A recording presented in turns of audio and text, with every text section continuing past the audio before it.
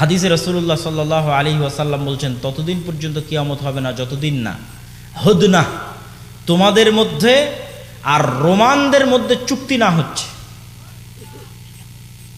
তো Roman empire, যে Roman এম্পায়ারের রাজধানী ছিল আজকের তুরস্কের ইস্তাম্বুল,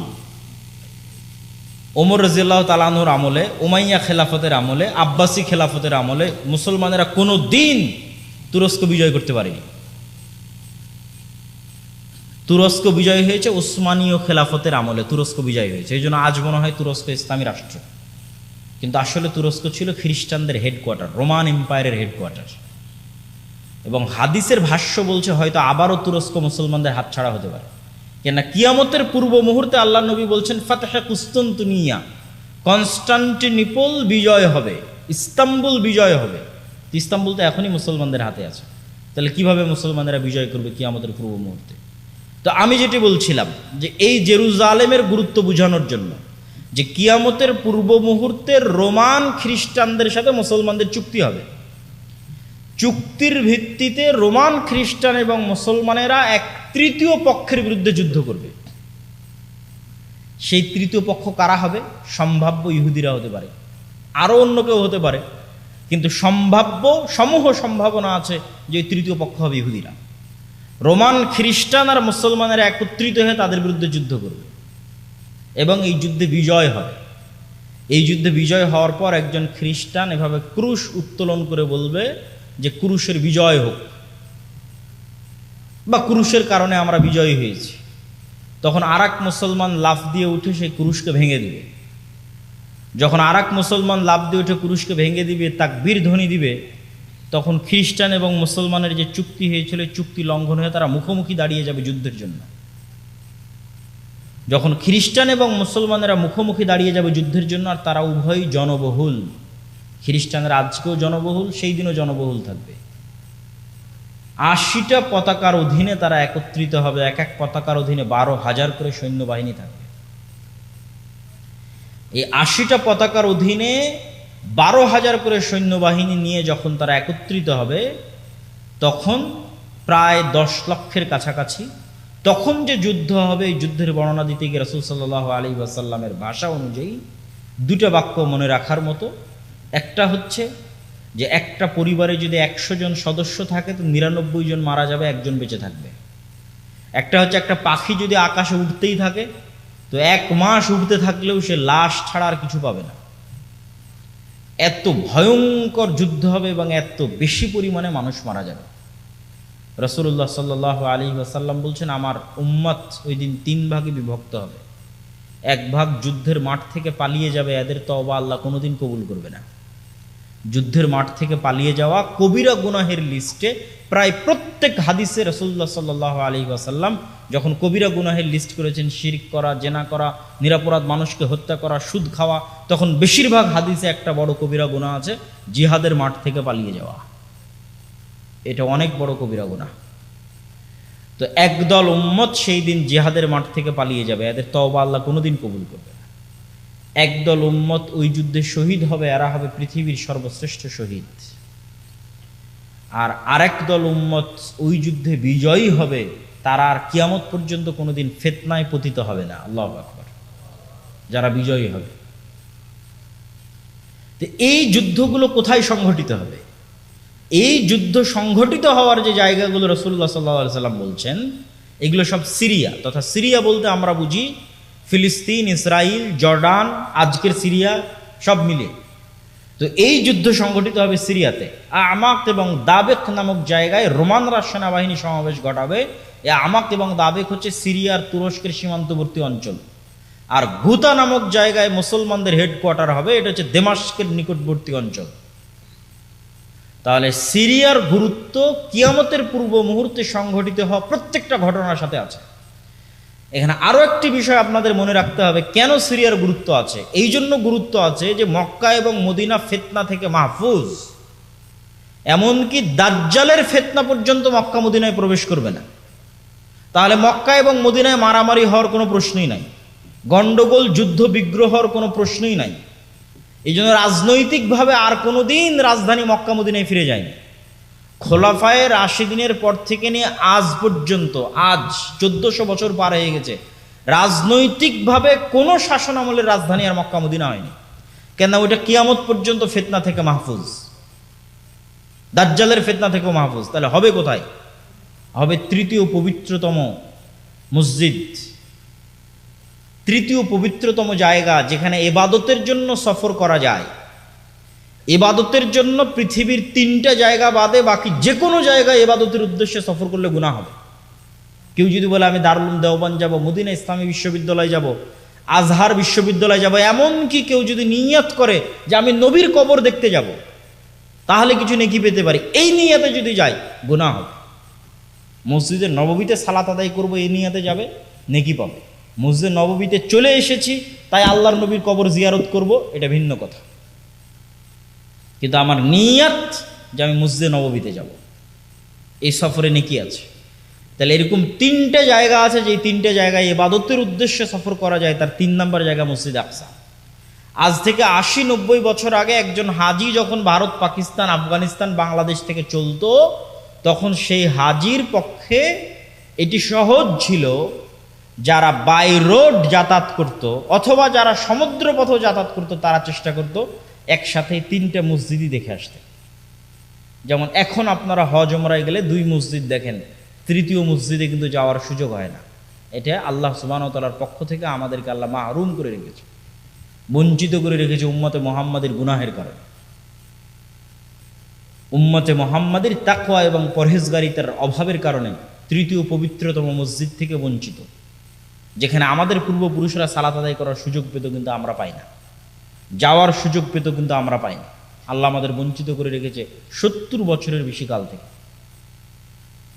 সম্মানিত উপস্থিতি, এবং এই জেরুজালেমের বাবুল লুদ, লুদ নামক দরজায় ঈসা আলাইহিস সালাতু ওয়াস সালাম দাজ্জালকে হত্যা করবে।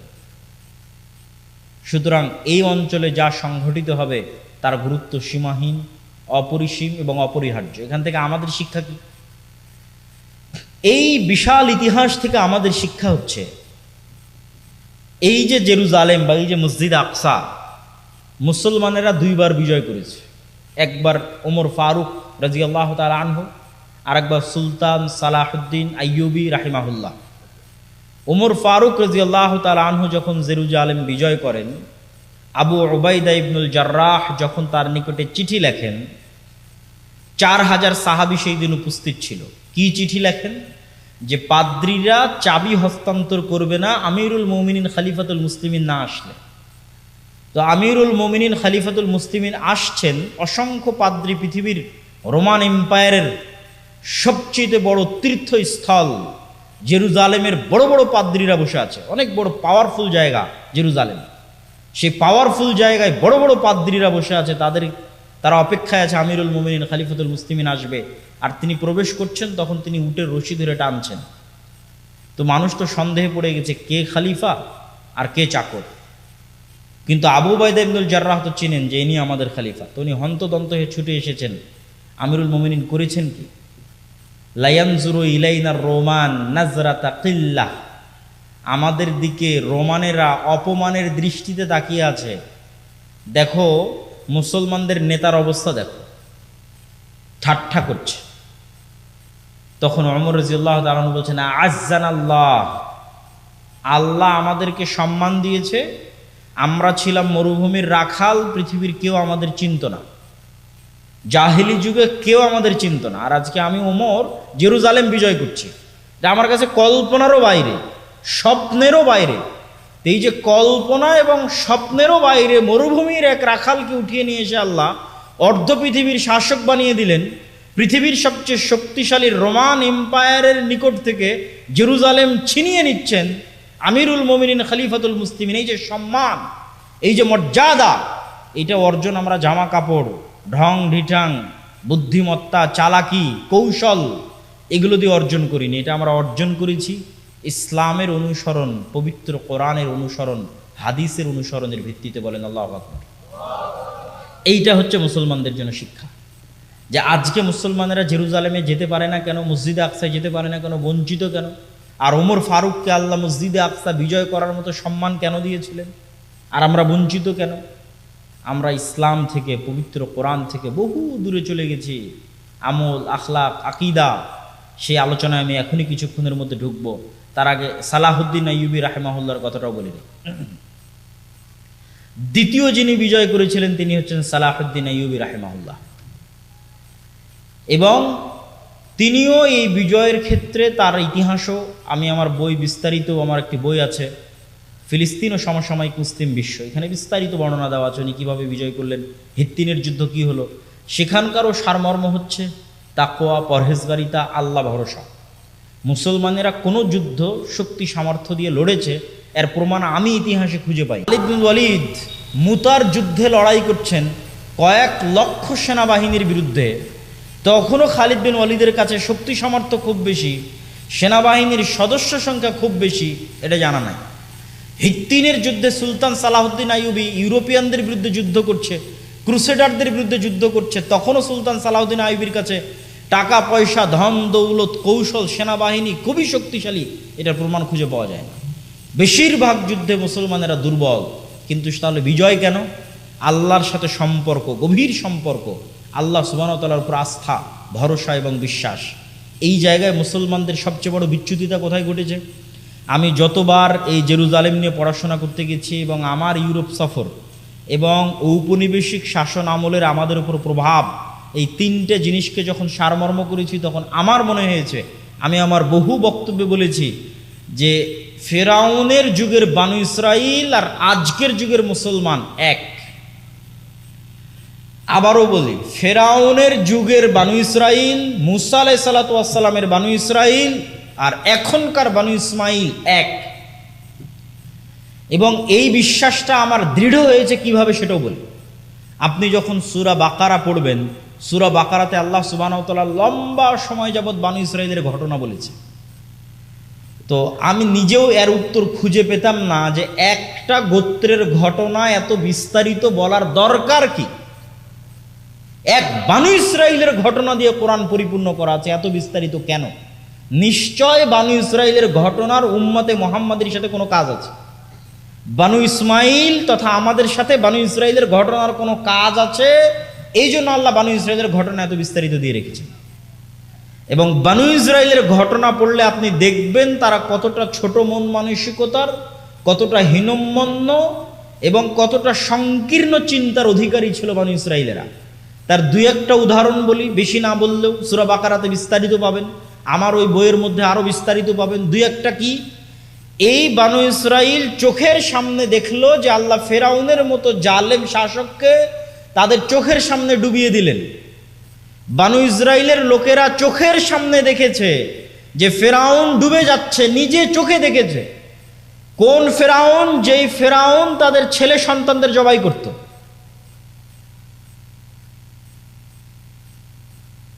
ইউযাব্বিহুনা আবনাআকুম ওয়া ইস্তাহয়ুনা নিসাআকুম, এই সেই ফেরাউন যে তোমাদের ছেলে সন্তানদের জবাই করত, মেয়ে সন্তানদের বাঁচিয়ে রাখত।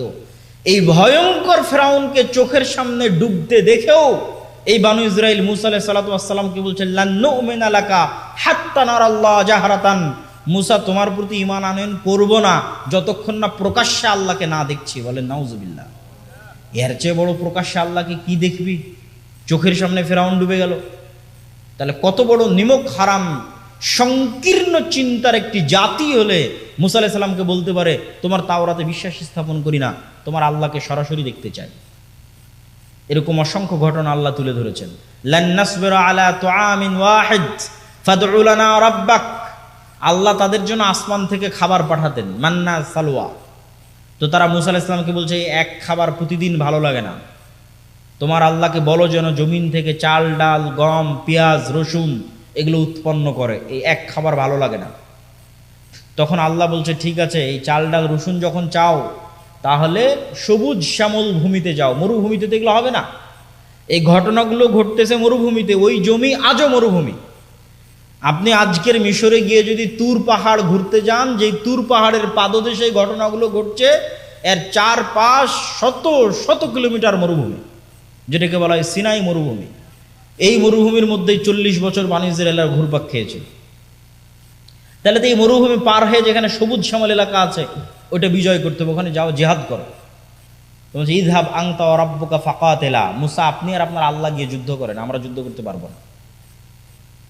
তাহলে যাদের জন্য আল্লাহ পাথর ফেটে 12টা ঝর্ণাধারা তৈরি করলেন, তাদের জন্য, তাদের চোখের সামনে, ওই ইস্তাসকা মূসা লিকওমিহি ফাকুল নাজরিব বিআসাকাল হাজার ফানফাজারাত মিনহু ইসনাতা আশারাতা আইনা, যখন মুসার কওম মুসাকে বলেছিল পানি দাও, মরুভূমিতে পানি নাই, আর সমুদ্রের লবণাক্ত পানি খাওয়া যায় না, এই মরুভূমির পাশে, এই তুর পাহাড়ের পাশেই লোহিত সাগর, এই সব লবণাক্ত পানি খাওয়া যায় না, পানির ব্যবস্থা করো। তখন আমি মুসাকে বললাম, মুসা লাঠি দিয়ে পাথরে আঘাত করো, পাথরে আঘাত করলো, 12টা ঝর্ণা তৈরি হলো তাদের চোখের সামনে। খাবারের ব্যবস্থা কোথায় হবে? মরুভূমিতে খাবার নাই, জান্নাত থেকে খাবার আসে। তাহলে জান্নাত থেকে খাবার আসে, পাথর থেকে পানি বের হয়। ফেরাউন ডুবতে দেখেছে চোখের সামনে, তারপর আল্লাহ বলতেছে যাও যুদ্ধ করো, বলে তুমি আর তোমার আল্লাহ গিয়ে যুদ্ধ করো। তখন আমার চিন্তা চেতনা এবং আমার গবেষণা যে বানু ইসরাইলের এই বিশাল ঘটনা আল্লাহ কোরআনে উল্লেখ করছে, মানে একদিন উম্মতে মুহাম্মাদি এদের মতো হয়ে যাবে, মানে একদিন উম্মতে মুহাম্মাদি বানু ইসমাইল বানু ইসরাইলের মতো হয়ে যাবে। কিভাবে হবে সেটাও আমি মিলিয়েছি। আমার এটা গবেষণা ভুলও হতে পারে, ঠিকও হতে পারে। আমার গবেষণা হচ্ছে যে বানু ইসরাইল এরা তো নবীর সন্তান। এই যে যারা বলতেছে যে আমরা তোমার আল্লাহকে না দেখলে ঈমান আনয়ন করবো না, তুমি আর তোমার আল্লাহকে যুদ্ধ, এরা তো নবীর সন্তান। কোন নবীর সন্তান? ইব্রাহিম আলাইহিস সালামের সন্তান। ইব্রাহিম আলাইহিস সালামের ছেলে ইসহাক, ইসহাকের ছেলে ইয়াকুব, ইয়াকুবের ছেলে ইউসুফ। ইউসুফ কুয়াতে নিক্ষিপ্ত হয়ে ভাইয়েরা ফেলে দিয়েছে, ওখান থেকে মিশরের বাজারে বিক্রি হয়েছে। তারপরে ইউসুফ আলাইহিস সালামের মৃত্যুর 300-400 বছর পর মুসা আলাইহিস সালাম, একই বংশ। ইউসুফ আলাইহিস সালাম যেই বংশ, মুসা আলাইহিস সালাম ওই বংশ। ইউসুফ আলাইহিস সালামের 300-400 বছর পর মুসা আলাইহিস সালাম। তাহলে 300-400 বছরে এত পরিবর্তন নবীর সন্তানদের কেমনে সম্ভব? এর আর দ্বিতীয় কোনো উত্তর নাই যে ইউসুফ আলাইহিস সালামের মৃত্যুর পর ইউসুফ আলাইহিস সালামের যাদের সাথে জোট ছিল তাদের যখন পতন হয়, আর ফারাওদের যখন উত্থান হয়, তখন এরা আগের সরকার আর আগের সরকারের সাথে যাদের জোট ছিল, উভয়ের উপর জুলুমের স্টিম রোলার চালায় ফারাওরা। তাহলে আগের সরকারের জোট সরকারকে ইউসুফ আলাইহিস সালাম মন্ত্রী ছিল, আর তার ভাইয়েরা 12 ভাই, ওই 12 ভাইয়ের জন্য 12টা ঝর্ণা তৈরি হয়েছিল। 12 ভাইয়ের সন্তানের জন্য নদীতে যখন আল্লাহ বলেছিল যে সমুদ্রের রাস্তা তৈরি হও, 12টা রাস্তা তৈরি হয়েছিল ইউসুফ আলাইহিস সালামের 12 ভাইয়ের 300-400 বছর পরের পরবর্তী বংশধরের জন্য 12টা রাস্তা তৈরি হয়েছিল। আর পাথর ফেটে 12টা ঝর্ণাও বের হয়েছিল ইউসুফ আলাইহিস সালামের 12 ভাইয়ের 300-400 বছর পরবর্তী বংশধরের জন্য। এরা নবীর সন্তান। তাহলে এই 300-400 বছর ফেরাউনের গোলামি করতে করতে করতে করতে অন্তর ছোট হয়ে গেছে, আত্মমর্যাদা হারিয়ে ফেলেছে, গোলামের কোনো আত্মমর্যাদা থাকে না, নেতৃত্বের গুণ হারিয়ে ফেলেছে, মিথ্যা বলা, চুরি, ডাকাতি, দুর্নীতি, যত রকমের ধোঁকাবাজি, শঠতা, সকল কিছু গোলামি করতে করতে শিখে ফেলেছে। কেননা যখন একটা মানুষ গোলাম হয় তখন এগুলো শিখতে বাধ্য হয়। ধরেন আপনার এখানে সামনে যদি 2 জন গোলাম উপস্থিত করে দিয়ে আমি এটা একটা রুটি, খাবারের রুটি, আমি এভাবে নিক্ষেপ করলাম, তোমরা মারামারি করে খাও।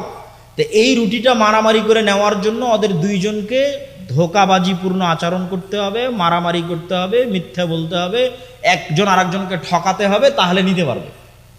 তাহলে এই যে পরস্পরকে ঠকানোর প্রতিযোগিতা, এটা গোলামের মধ্যে তৈরি হয়। তাহলে দীর্ঘ 250-300 বছর ফেরাউনের গোলাম থাকার কারণে নবীর সন্তানরা এরকম হয়ে গেছে। এবার উম্মতে মুহাম্মাদি, আমরা তো উম্মতে মুহাম্মাদি, ফারুকের উত্তরসূরি, আবু বকরের উত্তরসূরি, খালিদ বিন ওয়ালিদের উত্তরসূরি, তারিক বিন জিয়াদের উত্তরসূরি। এদের অবস্থা এরকম কেন? এরাও হচ্ছে ঔপনিবেশিক শাসন আমলে 200 বছরের গোলাম ছিল। শুধু আমরা না, আফ্রিকার মুসলমানেরা থেকে শুরু করে পাকিস্তান, ভারত থেকে শুরু করে পৃথিবীর প্রায় 90% অঞ্চলের মুসলমানেরা ইউরোপের গোলাম ছিল 200-250 বছর। আমরা যখন বাদশাহ আলমগীরের জামানায় ছিলাম, আমি চিন্তা করি, আমার কল্পনা শক্তি বলে যে বাদশাহ আলমগীরের জামানায় যখন মুসলমানেরা ছিল তখন মুসলমানেরা মিথ্যা বলা জানতো না। কেন? তখন রাজা, বাদশাহ, তখন আত্মমর্যাদা ভিন্ন, আত্মসম্মান ভিন্ন। পুরো ভারতের 5 ভাগ জমির 1 ভাগ জমি শুধু মসজিদ মাদ্রাসার নামে ওয়াকফ আছে। তুমি মিথ্যা বলবে কেন? ধোঁকা দিবে কেন? মারামারি কাটাকাটি করবে কেন? কিন্তু যখন ব্রিটিশদের অধীনে 190 বছর গোলাম, তখন গোলামি করতে করতে রক্তের মধ্যে মিথ্যা ঢুকে গেছে, বানু ইসরাইল হয়ে গেছে। ধোঁকাপূর্ণ আচরণ, শঠতা আচরণ, দুর্নীতি প্রবেশ করে গেছে। একই অবস্থা আফ্রিকার মুসলমানদের, এবং তাদের অবস্থা আমাদের চাইতে খারাপ। কেন খারাপ? ব্রিটিশদের চাইতে জঘন্য নিকৃষ্ট কলোনি হচ্ছে ফ্রান্স, স্পেন আর ইতালির কলোনি। ইংল্যান্ডের কলোনির চাইতে নিকৃষ্ট কলোনি। আমাদেরকে তো ইংল্যান্ডেরা ন্যূনতম স্বাধীনতা দিয়ে গেছে, স্পেন এবং ফ্রান্স আফ্রিকার মুসলমানদেরকে এই ন্যূনতম স্বাধীনতাটুকু দেয়। অস্ত্র কিনতে হবে ফ্রান্সের কাছে, তোমার ব্যাংকের টাকা কেন্দ্রীয় ব্যাংকে থাকবে ফ্রান্সের। এখন আজকের কথা বলছি, তোমার পররাষ্ট্রনীতি ফ্রান্স নিয়ন্ত্রণ করবে। তুমি বাইরের কোনো দেশের সাথে অস্ত্র চুক্তি করতে পারবে না, কোনো পররাষ্ট্রনীতি চলবে না, সব হবে ফ্রান্স কেন্দ্রিক। এখনকার কথা বলছি, আজকের কথা বলছি। তোমার সেনাবাহিনীকে সকল ট্রেনিং দিবে ফ্রান্স। তোমার দেশের সকল খনিজ সম্পদ একমাত্র ফ্রান্স উত্তোলন করতে পারবে, বিক্রি করতে পারবে। আফ্রিকা কোটি কোটি টাকার খনিজ সম্পদের উপর ভাসতেছে, কিন্তু পুরো খনিজ সম্পদ নিয়ে যাচ্ছে কারা? ইউরোপিয়ানরা। আর ওই খনিজ সম্পদ যেন ইউরোপিয়ানরা নিয়ে যায়, তার জন্য গার্ড দেয় জাতিসংঘের শান্তিরক্ষী বাহিনী। আর সেই জাতিসংঘের শান্তিরক্ষী বাহিনীতে আমাদের বাংলাদেশ আর্মি, পাকিস্তান আর্মি যুদ্ধ করে। তো সম্মানিত উপস্থিতি, এই আফ্রিকানদেরকে যখন আপনি ইতালি, ফ্রান্স, স্পেনের মাটিতে দেখবেন, তখন দেখবেন তারা বাঙালি মুসলমানদের চাইতে বেশি মিথ্যুক, বাঙালি মুসলমানদের চাইতে বেশি ধোঁকাবাজ, বাঙালি মুসলমানদের চাইতে বেশি সঠতাপূর্ণ আচরণ করে। আর বাঙালি মুসলমানদের যখন দেখবেন ইন্ডিয়ান সাবকন্টিনেন্ট, পাকিস্তানের মুসলমানদের যখন ইউরোপে দেখবেন, তখন জন্ম নিবন্ধন কার্ড থেকে শুরু করে, জাতীয় পরিচয়পত্র থেকে শুরু করে, সার্টিফিকেট থেকে শুরু করে, যে আবেদন সাবমিট করেছে আবেদন সাবমিট থেকে শুরু করে, সরকারের কাছে বেনিফিট নিবে যে আমার কয় ছেলে মেয়ে কোথায় পড়ে, আমি কি চাকরি করি, কত টাকা ইনকাম করি, প্রত্যেক ধাপে মিথ্যা বলতেছে।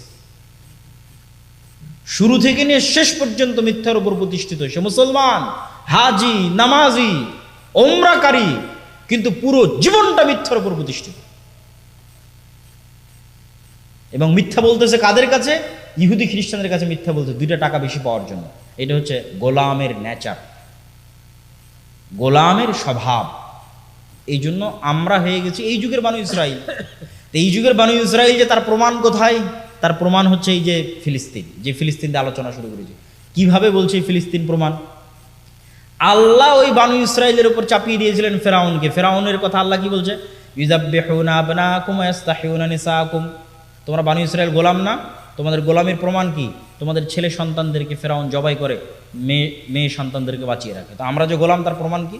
দেখো, সারা পৃথিবীর মানুষের চোখের সামনে 50,000-এরও অধিক নারী, পুরুষ, শিশুকে গত 1.5 বছরে গাজার মাটিতে হত্যা করা হয়েছে। পৃথিবীর কেউ টু শব্দ করে তাদের বাঁচাতে যায়নি। এর চেয়ে বড় গোলামির প্রমাণ আর কি নেবেন? যে পুরো মুসলিম বিশ্ব যে গোলাম, এর চেয়ে বড় প্রমাণ আর লাগবে না। পৃথিবীর কোনো যুদ্ধের আইন পর্যন্ত ফলো করা হয়নি, হাসপাতাল পর্যন্ত, বিশ্ববিদ্যালয় পর্যন্ত, স্কুল পর্যন্ত কিছুই নিরাপদ থাকেনি। পুরো গাজা ধুধু মরুভূমিতে পরিণত হয়ে গেছে। মাথা গুজার মতো ঠাঁই এরকম একটা ছাদ পর্যন্ত নাই, সবাই তাঁবুর নিচে। ঠিক রোহিঙ্গারা যেভাবে তাঁবুর নিচে, সেভাবে তাঁবুর নিচে। কিন্তু সারা পৃথিবীর চোখে, সারা পৃথিবীর মানুষের চোখের সামনে গেছে, 57টা মুসলিম রাষ্ট্রের চোখের সামনে গেছে। তাহলে ওখানে ফেরাউন তাদের জবাই করার কথা আল্লাহ সুবহানাহু ওয়া তাআলা বর্ণনা করেছে। আজকের যুগের ফেরাউনেরা আজকের যুগের বানু ইসরাইলকে এভাবে হত্যা করতেছে। কেননা আজকের যুগের বানু ইসরাইলের এই যে গুণাবলী, তথা আমি আমার নিজেদেরকে বলতেছি, এই গুণাবলী থেকে উদ্ধারের উপায় কি? এই গুণাবলী থেকে উদ্ধারের উপায় হচ্ছে মুসলমানদের আনুষ্ঠানিকতা ঠিক আছে। এই জিনিসটা আল্লামা ইকবালও রিয়ালাইজ করেছেন, উনিও ওনার কবিতার মধ্যে বলেছেন। উনিও এই জিনিসটা অনুভব করেছেন ইউরোপ সফরের পর। सबक फिर से पढ़ सदाकत का, शुजाअत का, अदालत का, लिया जाएगा तुझसे काम, दुनिया की इमामत का। আল্লামা ইকবালও উনিও দেখেছেন পাকিস্তানের মানুষদের, বাংলাদেশের মানুষদের, আমিও দেখেছি যে তাদের মধ্যে ইসলামের আনুষ্ঠানিকতা আছে। পুরো রমজানে সাহারি ইফতারি ঠিক আছে, মসজিদ মাদ্রাসা আছে, সব কিছু আছে। ঈদের আনুষ্ঠানিকতা ঠিক আছে, জানাজার আনুষ্ঠানিকতা ঠিক আছে, সালাত, সিয়াম, হজ, যাকাতের আনুষ্ঠানিকতা ঠিক আছে, ওমরার আনুষ্ঠানিকতা ঠিক আছে। কিন্তু যেই বৈশিষ্ট্যের উপর আল্লাহ নবীদের বড় করেছেন, নবীদেরকে আল্লাহ জন্মগত যেই গুণের উপর বড় করেছেন, ওই গুণটা মুসলমানদের নাই। সব নবীকে আল্লাহ জন্মগত সত্যবাদিতা এবং ন্যায়পরায়ণতার উপর বড় করেছেন। জন্মই হয়েছে এটার উপর, সত্য বলার উপর, ন্যায়পরায়ণতার উপর। আত্মমর্যাদা, আত্মসম্মানের উপর, নেতৃত্বের গুণাবলী সম্পন্ন। আর আমি মনে করি এই জন্যই আল্লাহ সুবহানাহু ওয়া তাআলা মূসা আলাইহিস সালাতু ওয়াস সালামকে বানু ইসরাইলের আর 10টা ছেলের সাথে বড় করেননি। বানু ইসরাইলের আর 10টা ছেলের সাথে বড় হলে তো গোলামদের সাথে বড় হতেন। তো গোলামদের সাথে বড় হলে তো ওনারও মন মানসিকতা ছোট হয়ে যেত, ধোকা দেওয়া শিখতো, মিথ্যা বলা শিখতো। এই জন্য মূসা আলাইহিস সালামকে আল্লাহ মানুষ করেছে রাজার বাড়িতে। রাজার বাড়িতে মানুষ হলে তো আর মিথ্যা বলে খাবার নেওয়া লাগবে না, আরেকজনকে ধোকা দিয়ে একটা টাকা বেশি উপার্জন করা লাগবে না। তাহলে এগুলো শিখবে না, কি শিখবে? আত্মমর্যাদা, আত্মসম্মান, নেতৃত্ব শিখবে। তাই শিখেছেন। এবং আত্মমর্যাদা, আত্মসম্মান, নেতৃত্ব কোন লেভেলের ছিল মূসা আলাইহিস সালামের? যে একদিনের জন্য বাইরে বের হয়ে কোনো এক জায়গায় একদিন একটা অন্যায় কাজ দেখেছেন তার চোখের সামনে, একদিনের জন্য একটা অন্যায় কাজ দেখেছেন যে ফেরাউনের কোনো লোক বানু ইসরাইলের কোনো লোকের উপর জুলুম করতেছে। তো গোলাম হলে তো এটাকে জুলুমই মনে করতো না, আরে এটাই তো আমাদের ভাগ্যের পরিহাস, এটা এবার জুলুম কি? তো জুলুমই মনে করতো না। কিন্তু উনি স্বাধীন নেতা হিসেবে আল্লাহ তাকে বড় করেছে। তাহলে জুলুম কেন হবে? এক থাপ্পড় দিয়েছেন ফেরাউনের লোককে, এক থাপ্পড়ে ফেরাউনের লোক মরে গেছে। এই যে আত্মমর্যাদা, গায়রাত, রাগ, এটা গোলামের থাকে না। এই গায়রাত, এই রাগ, এই আত্মমর্যাদা একজন স্বাধীন নেতার থাকে। তো ওই স্বাধীন নেতা কোথায় তৈরি হতে হবে? যেখানে আত্মমর্যাদা, আত্মসম্মান আছে, ওখানে তৈরি হতে হবে। এই জন্য বানু ইসরাইলের সাথে বড় না করে রাজার বাড়িতে আল্লাহ সুবহানাহু ওয়া তাআলা বড় করেছেন মূসা আলাইহিস সালাম। এই জন্য মূসা আলাইহিস সালামের চিন্তা চেতনার সাথে বানু ইসরাইলের চিন্তা চেতনা মিলত না। এক পর্যায়ে বিরক্ত হয়ে মূসা আলাইহিস সালাম আল্লাহকে বলছেন, হে আল্লাহ, এদের দায়িত্ব আমি আর নিতে পারবো না। উনি একজন স্বাধীন চেতা, আত্মমর্যাদার অধিকারী মানুষ হিসেবে গোলামদের দায়িত্ব কতদিন পালন করবে? সম্মানিত উপস্থিতি, তাহলে মুসলমানদের সব ঠিক আছে নাই কি? ওই জন্য আল্লামা ইকবাল বলছে, সাবাক ফিরছে বাট সাদাকাত কা, নতুন করে সত্য বলা শিখো। তোমাদের পুরো জীবন মিথ্যার উপর, ব্যবসা বাণিজ্য, টাকা পয়সা, কাজ কারবার সব মিথ্যার উপর। বাংলাদেশের গত 16 বছরে যারা এসপি, মন্ত্রী, এসি ল্যান্ড, ওসি, ডিসি যে পর্যায়ে দায়িত্ব পালন করেছে তার অন্তত 90% বেশি হবে এই যে এই সমস্ত জালসার সভাপতি, বিশেষ অতিথি, আর অন্তত 80% বেশি হবে একবার হলো ওমরা করেছে। কিন্তু ওর দায়িত্বের জায়গায় সবচেয়ে বড় মিথ্যুক, ওর দায়িত্বের জায়গায় সবচেয়ে বড় ধোঁকাবাজ এবং দুর্নীতিবাজ। এটাই গোলামের স্বভাব, এই জন্য গোলাম। তাহলে সে ইসলামের আনুষ্ঠানিকতা ঠিক রেখেছে, কিন্তু রাসূল সাল্লাল্লাহু আলাইহি ওয়াসাল্লাম এবং নবীদের জন্মগত যে গুণ সেটা তার মধ্যে আনতে পারে। এই জন্য রাসূলুল্লাহ সাল্লাল্লাহু আলাইহি ওয়াসাল্লাম বলছেন, সাবআতুন ইউদিল্লুহুমুল্লাহ ইয়াওমা লা দিল্লা ইল্লা দিল্লু, 7 শ্রেণীর মানুষকে আল্লাহ সুবহানাহু ওয়া তাআলা আরশের বিশেষ ছায়া দিবেন, তার 1 নম্বরে থাকবে। আরো তো 6টা আছে, থাকবে, সমস্যা নেই, সবাই ভালো, সবাই উত্তম কাজ করেছে, তাদেরকে আল্লাহ সম্মান দিবে। কিন্তু সিরিয়ালে 1 নাম্বার, তাহাজ্জুদ গুজারকে পেরিয়ে, নফল সিয়াম পালনকারীকে পেরিয়ে 1 নম্বরে হচ্ছে ইমামুন আদিল, সত্যবাদী, ন্যায়পরায়ণ, সৎ, দায়িত্বশীল। আমি অন্তত আমার জায়গা থেকে বলতে পারবো যে এই সত্যবাদিতা এবং ন্যায়পরায়ণতা সরকারি সেক্টর বহু দূরে থাক, আমাদের মতো যারা আলেম ওলামা, যারা মসজিদ, মাদ্রাসা, ইসলামী দল সংগঠন পরিচালনা করছি তাদের মধ্যেও নাই। এই জন্য আল্লাহ আমাদের দিয়ে রাষ্ট্রে বিজয় দান করবেন না। কেন? আমরা রাষ্ট্রে বিজয় পাওয়ার যোগ্য নই। কেননা রাসূল সাল্লাল্লাহু আলাইহি সাল্লাম বলছেন, ঈসা আলাইহিস সালাম সমগ্র পৃথিবী বিজয় করবে। তো সমগ্র পৃথিবী বিজয় করে তিনি হবেন হাকামান মুকসিতা, ন্যায় বিচার প্রতিষ্ঠাকারী শাসক। তো ইসলাম রাষ্ট্রে যাবে, তার ব্র্যান্ডিং হচ্ছে ন্যায় বিচার। তো আমি মসজিদের সভাপতি, মাদ্রাসার প্রিন্সিপাল, ইসলামী দল সংগঠনের আমির, আমি আমার দলে ন্যায় প্রতিষ্ঠা করতে পারিনি। যে কর্মী বেশি কাজ করেছে ওকে বাদ দিয়ে যেই কর্মী চামচামি করেছে ওকে পদ দিয়েছি। তাহলে আমি আমার দলে ন্যায় প্রতিষ্ঠা করতে পারিনি, তার মানে আমাকে যদি আল্লাহ রাষ্ট্রের দায়িত্ব দেয় তাহলে গত 16 বছর যা দুর্নীতি হয়েছে তার চেয়ে বেশি দুর্নীতি হবে। তাহলে আমি হচ্ছে নেতা হওয়ার অযোগ্য, দায়িত্বপর, কিসের যোগ্য? গোলাম হওয়ার যোগ্য। এই সমস্ত গুণাবলী কাদের? গোলামদের। এবার যদি আম পাবলিক তথা আপনাদের মতো সাধারণ জনগণের কাছে চলে আসি, বিভিন্ন পর্যায়ের চাকরিজীবী, দায়িত্বশীল বাদ দিলাম, আলেম ওলামা বাদ দিলাম, সাধারণ জনগণ, এমন কত সাধারণ জনগণ নিবেন যে হজ করেছে, ওমরা করেছে, সালাত আদায় করে, লম্বা দাড়ি, মাথায় সিজদা দিয়ে কড়া ফেলে দিয়েছে, কিন্তু তার নিজের বোনকে বাপের সম্পত্তিতে ন্যায়ের সাথে অংশ বুঝিয়ে দেয়নি। ন্যায়ের সাথে অংশ বুঝিয়ে দেওয়া মানে যেই জায়গায় আবাদ কম হয়, যেই জায়গা পানিতে ডুবে থাকে, রাস্তা থেকে দূরে, ওটা দিয়েছে বোনকে।